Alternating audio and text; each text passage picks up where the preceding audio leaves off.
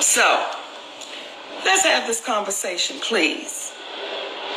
Earlier today, we did a post. And we did a post with D.L Hughley having a conversation about how his daughter was violated from a really good friend of his. And at the time, he didn't say anything because he didn't want to jeopardize that relationship with a really good friend, and he didn't believe his daughter. We posted that. And then we left a caption under that, pretty much saying, if that black man couldn't put any protection around his own daughter, we know we have nothing coming.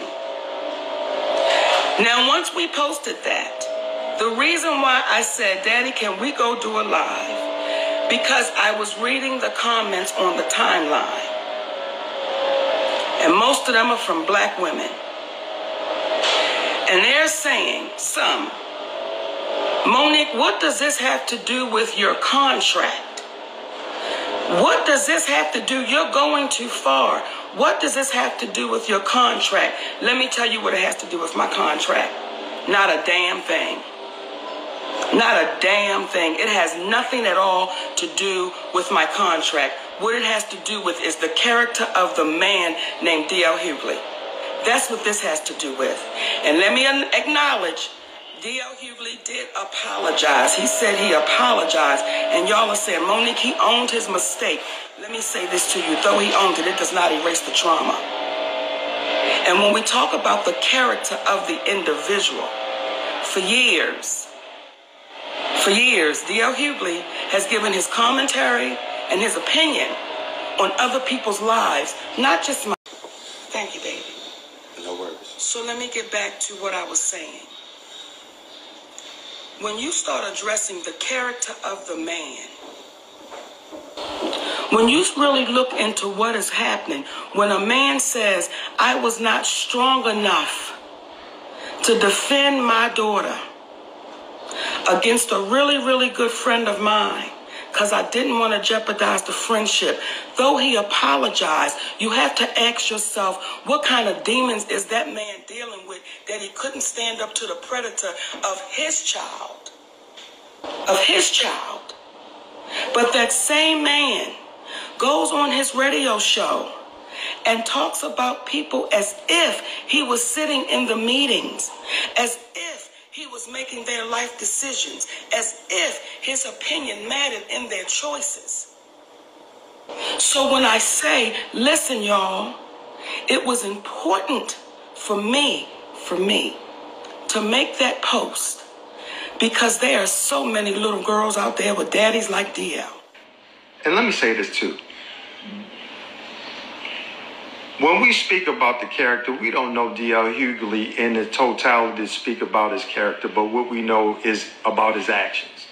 So what we can say reasonably and factually is that when you have a man that said, essentially, that he didn't do right by his daughter, that seemed to me that it would create a level of humility that you wouldn't go after other people so vehemently in the manner that you do. So that's the moment when humility steps in and say, I have my own demons to deal with. So moving forward, the way in which I approach and go after people, I will not.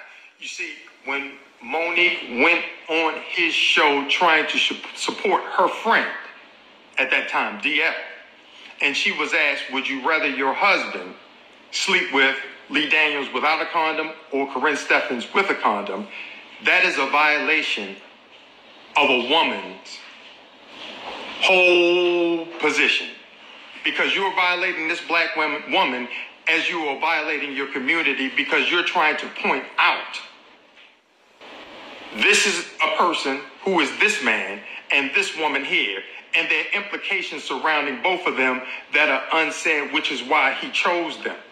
But now, like many sisters who have seemingly Stockholm syndrome, you've been captured and fallen in love with the captor that's violating you. Because if you're protecting an individual that said, I didn't do right by my daughter,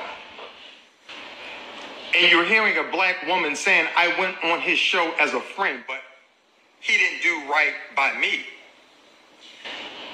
What do you guys think you have coming? What do you ladies think that you have coming? When black men or men tell you that you look like something is wrong, the reason why many of you, something is wrong, because you suffer in silence. And please, Daddy, let me address something. When I hear y'all saying mind your business, did you say the same shit to DL when he talks about everybody's business? See, I didn't put DL's baby out there. It's an interview that's out there. DL told the story. What I did was posted the story to say, look at the character of the man. And that's... Look at the actions. The actions of the man. See, what happens is, y'all, when you listen to this man speak so much about Kanye West and how he's stalking this woman and all that he's doing and didn't understand that man was trying to protect his babies. You spoke, and if you did that to my daughter, I would do something about it. Well, you're talking with a forked tongue because something was done to your baby. See,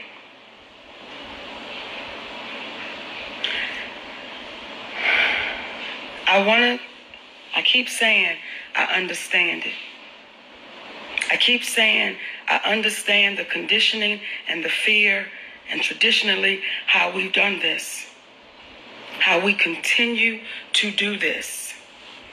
And when y'all are saying, Monique, why would you drag his daughter in it? Y'all not listening to the shit. He dragged his daughter in it when he said it. He told the story. Those are his words. If you go out there, you can see that interview. It's all over. But because I posted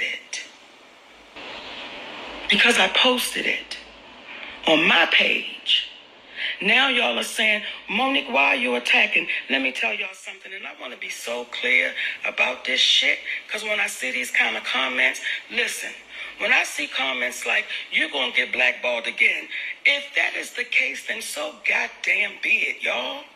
If because I'm speaking up and speaking out, but I was getting ready to say it. I don't like to say juicy words on here because the babies might be watching. But when you start getting in business with real cats, when you start getting in business with real cats, see, Curtis 50 Cent Jackson, that's a real cat. See, Lee Daniels, that's a real cat. Though we had to go through the mud, baby. But at the end of the day, what he proved himself to be was a stand-up black man, because a genuine I am sorry, that proves yourself to be that genuine stand-up black man. So they out there. So for the ones that can't hold their shit, I don't want to be in business with them. Let me be clear.